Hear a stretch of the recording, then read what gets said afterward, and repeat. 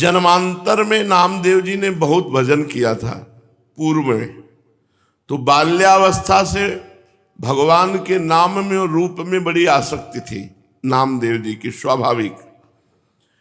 नामदेव जी का नाम पर अटल विश्वास था।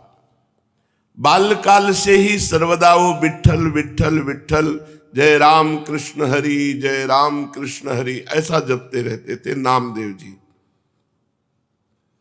उनकी जिह्वा निरंतर राम कृष्ण हरि विठ्ठला विठ्ठला विठ्ठला। बाल्यावस्था में उनके सरल विश्वास और व्याकुलता पूर्वक आवाहन से ठाकुर जी मूर्ति में नहीं टिक पाए, साक्षात प्रकट हो गए। एक बार ये अपने नाना जी के पास रहते थे। इनका प्रादुर्भाव भी किसी पुरुष से नहीं हुआ, माता का गर्भ रहा और आप प्रकट हो गए। पूर्व जन्म के कोई बहुत बड़े भजनानंदी महापुरुष थे। इनकी माता जी बाल्यकाल में अपने पिता से अर्थात नामदेव जी के नाना से पूछा कि मेरा पति कौन है, तो उन्होंने ठाकुर जी को बताया, ये ठाकुर जी आपके पति है। तो बाल्यावस्था से उन्होंने दृढ़ निश्चय करके वैसे ही व्यवहार जैसे एक नवकिशोर पुरुष से किया जाता है, वैसे ही ठाकुर जी पर दृष्टि रखना, और वो दृष्टि माधुर्य भाव से रखना, श्रृंगार भाव से, कांता भाव, प्रभु मेरे पति हैं।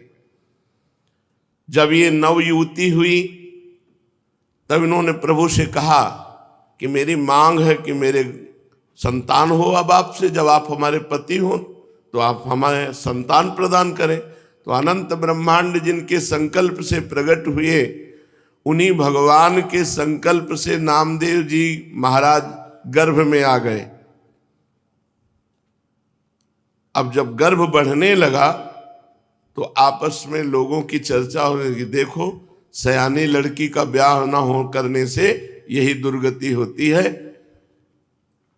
ये चर्चा नामदेव जी के नाना के कान में पड़ी। अभी नामदेव जी गर्भ में ही थे।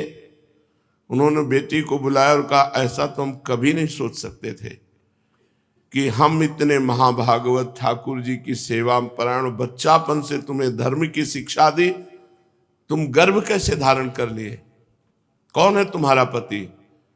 तो उनका, पिताजी आप नाराज मत होइए, जिनको आपने पति बनाया कि ये तुम्हारे पति हैं, उनके सिवा आज तक मैंने किसी को देखा नहीं, किसी को छुआ नहीं। ये गर्भ मैं भगवान को साक्षी करके कहती हूँ कि भगवान का ही है, इन्हीं का दिया हुआ है। बड़े प्रसन्न हुए, बोले अब मुझे किसी की परवाह नहीं कि कौन क्या करता है। तब नामदेव जी प्रकट हुए। ये बचपन से ही विठ्ठला विठ्ठला विठ्ठला। अब नामदेव जी जैसे जैसे होश में आने लगे तो नाना जी को सेवा करते देखते ठाकुर जी की, श्याम सुंदर की, उनके भी मन में आता, छोटे बच्चे थे, नाना जी मैं भोग लगाऊं, नाना जी मैं ठाकुर जी को स्नान कराऊं। तो उन्होंने कहा, जब हम किसी कार्य से बाहर जाएंगे तब तुम्हें सेवा दे देंगे, अभी तुम बहुत छोटे हो, थोड़ी देर में फिर आते। नाना जी देखो मैं बड़ा हो गया। बोले एक दिन में थोड़ी बड़ा हो जाता है, अभी थोड़ा और समय लगे। दूसरे दिन फिर, अब नाना जी बड़ा हो गया।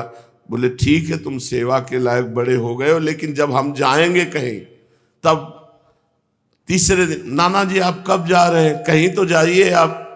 तो उनको ठाकुर सेवा के निमित्त से कुछ सामान लाने के लिए जाना था। तो कहा देखो बच्चापन मत करना, हमारे ठाकुर जी भूखे ना रह जाएं, उनको दूध पिलाओ, भोग सामग्री। बहुत प्यार से ठाकुर सेवा की जाती है। अरे भोग रख दिया, पर्दा लगा दिया, ऐसे नहीं हमारे यहाँ किया जाता। पर्दा भी लगा दिया तो पर्दा के अंदर आप बैठो, एक हाथ में पंखा हो और एक हाथ से ऐसे पवाते जा रहे हो। लाड़िले हैं, राजकुमार हैं, हमारे प्राण प्यारे हैं, अपने यहाँ ऐसे ही भोग लगाते हैं राधा पी जी को। एक लोग बैठो पद सुनाओ, दूसरा पवाओ, उनको ऐसे गान बजान के से दुलार करके पाओ। कोई भूखे थोड़ी है, तुम्हारे भाव के भूखे। 45 मिनट भोग लगता है कम से कम, ऐसे पवाया जाता है। अब नाना जी गए, बहुत नाच पड़े कि आज मुझे ठाकुर सेवा मिली है। अब नामदेव जी ने जैसे नाना जी भोग पधराते थे पधराया, और इसके बाद वो पर्दा लगा के अंदर हो जाते थे, वो तो देख नहीं पाते थे, तो पर्दा लगा के आप अंदर हुए। अब भोग सामग्री में जैसे जल फेरा के जल रखना, भोग लगाना, नाना जी ने कहा भूखे ना रह जाएं, अगर ये भूखे रह गए और नाना जी से बता दिया तो कभी सेवा नहीं मिलेगी। नामदेव जी ने कहा ठाकुर जी पालो।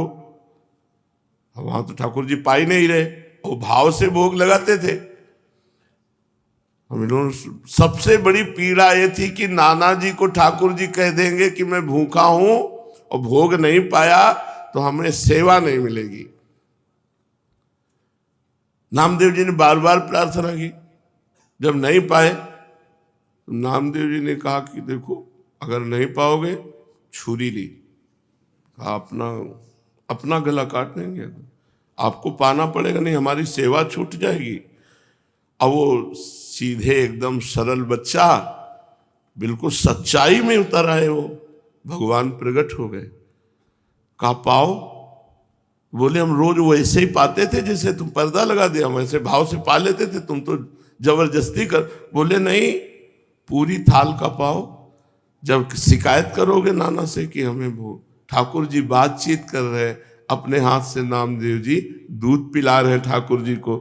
तो अत्यंत व्याकुलता और सत्य भाव कि ठाकुर जी हैं, ठाकुर जी को प्रकट होना पड़ा और दुग्ध पान किया। बड़ी प्रसिद्धि नामदेव जी की, नाम का प्रकाश। भगवान विट्ठल उस दिन से रोज वार्ता करते थे नामदेव जी से। एक बार काशी आदि तीर्थों की यात्रा करके निवृत्तिनाथ, ज्ञानेश्वर, सोपानदेव, मुक्ताबाई, नामदेव और गोरा कुम्हार जी के घर ये सब बड़े बड़े संत बैठे हुए थे। समस्त साधुजन गोरा कुम्हार भी बड़ी ऊंची के स्थिति के महात्मा थे। तो उनके यहाँ एक थापी पड़ी हुई थी जिससे मटकी को गोल किया जाता है। मुक्ताबाई ने ऐसे थापी उठाई और गोरा कुम्हार से कहा चाचा जी ये क्या वस्तु है? गोरा कुम्हार जी ने कहा ये थापी है। मुक्ताबाई ने कहा ये किस काम में आती है? गोरा कुम्हार ने कहा इससे मिट्टी के घड़े को ठोक ठोक करके देखा जाता है कि पक्का हो गया कि कच्चा भी है। मुक्ताबाई ने कहा अच्छा, इससे देख करके पता चलता है पीट करके कि घड़ा पक्का है या कच्चा? तो मैं देखूं घड़ा पक्का है कि कच्चा? तो उनका देख लो। उन्होंने समझा घड़े की बात। उन्होंने ज्ञानदेव, सोपानदेव, एकनाथ जी, बड़े बड़े भक्त जो बैठे थे सब कैसे थापी मारी, कोई नहीं बोला। जब नामदेव जी के थापी मारी तो उन्होंने कहा ये क्या है, ये क्या खिलवाड़ कर रहे, सर पे थापी मार। बोले चाचा ये घड़ा कच्चा है। ये बोल पड़ा ये घड़ा कच्चा है। तो सब संत हंस दिए और गोरा कुम्हार जी भी हंस दिए और कहा अच्छी बात है, कच्चे हैं नामदेव। गोरा कुम्हार ने जब कहा कि हाँ कच्चा, तो नामदेव जी को बड़ा सकुच लगा, एक अपमान जैसा प्रतीत हुआ और वे क्रुद्ध हो गए। उन्होंने कहा दोबारा थापी हमारे माथे पे मत मार देना। और सब लोगों ने हमें कच्चा क्यों कहा? यह अन्यायपूर्ण क्रिया साधु होकर के ऐसा थोड़ी किया जाता है, नामदेव जी ने कहा। गोरा कुमार और अन्य साधुओं के मस्तक पर जब थापी थप थप करके लगी तो किसी ने नहीं बोला, लेकिन नामदेव जी को गुस्सा आ गया और नामदेव जी ने ऐसा बोला। गोरा कुम्हार जी ने कहा यह कच्चा घड़ा पक्का है, मतलब इसमें संशय नहीं है, नामदेव जी कच्चे साधु हैं। अब उनको और सब संतों के बीच में ऐसा जब कहा तो हृदय में बड़ा चुभा। नामदेव बुरा मत मानना, तुम भक्त अवश्य हो, इसमें कोई संशय नहीं, पर अभी तुम्हारे अभिमान को कोई चोट नहीं पहुंचाया, अभी तुम्हारा अभिमान सुरक्षित है, इसलिए तुम कच्चे साधु हो। ठाकुर जी के पास वो एकांत में गए विट्ठल भगवान से, और विट्ठल भगवान से कहा कि सब लोग हमको कच्चा कह रहे हैं, तो मैं कहाँ से कच्चा हूँ? कह रहे तुम्हारे अंदर अभिमान है। हमने वहाँ सभा में पूछा कि तुम कैसे कह सकते हो मैं कच्चा हूँ? तो हमें जब भगवान साक्षात हमसे बात करते हैं तो कच्चा कैसे? तो उन्होंने कहा तुम निगूढ़ा हो, तुमने अभी तक गुरु नहीं बनाया इसलिए तुम कच्चे हो। तो मैं आपसे ये पूछ रहा हूं कि गुरु का कार्य क्या होता है? आपसे मिला देना हो। आप रोज हमसे बात करते हो तो हमें गुरु की क्या आवश्यकता है? नामदेव जी ने कहा। नामदेव जी अत्यंत दुखी पंढरपुर भगवान श्री विट्ठल जी से ऐसी जब प्रार्थना की तो विट्ठल भगवान ने कहा कि जो संतों ने निर्णय किया वो सच्चा निर्णय किया है, तुम अभी कच्चे हो। अब तो और जलन पैदा हो गई। अभी तक तो संत कह रहे थे, भगवंत भी कह रहे हैं, तो प्रभु बताओ मैं पक्का कब होऊंगा? क्योंकि मैंने आपके सिवा किसी को कुछ नहीं माना, आप ही सब कुछ हमारे हो।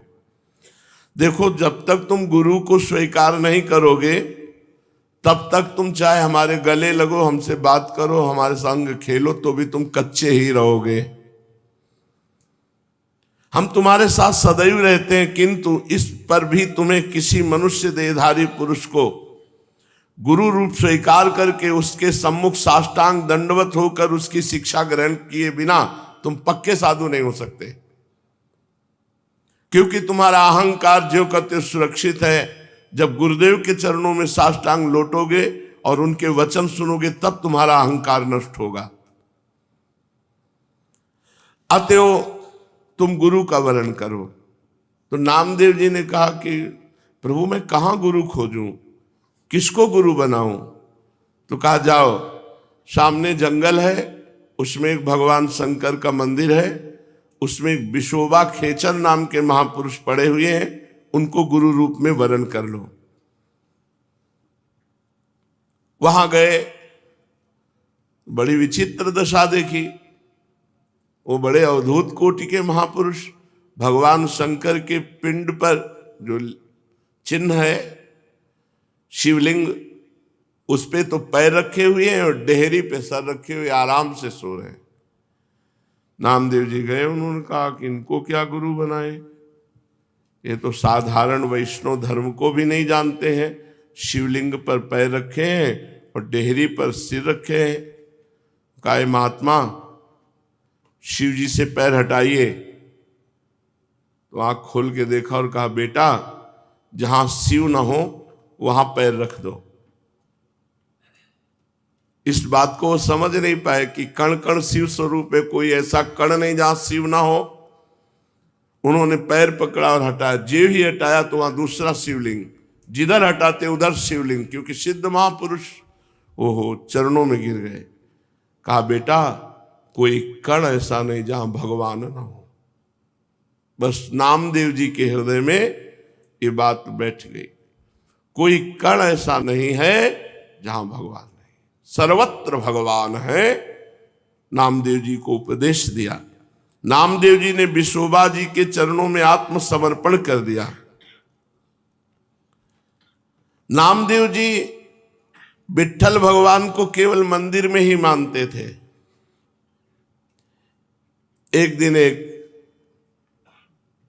कुत्ता वो ठाकुर जी के लिए भोग बना रहे थे, रोटी बना के ऐसे रखी, घी गरम कर रहे थे, वो रोटी लेके भागा।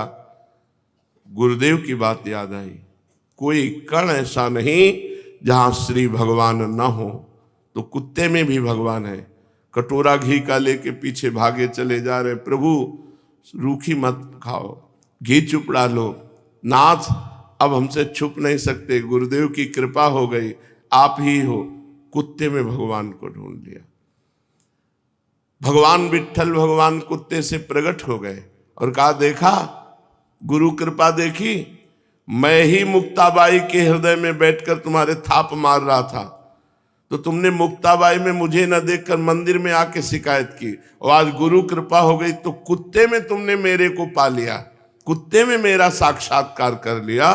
तो गुरु कृपा विशिष्ट है केवल ग्रंथ से देखकर मंत्र पढ़ने से भगवत प्राप्ति नहीं होती, गुरु कृपा से होती। 6 महीने में भगवत प्राप्ति कर ली ध्रुव जी ने, क्योंकि नारद जी जैसे समर्थ गुरु द्वादशाक्षर मंत्र का उपदेश किया।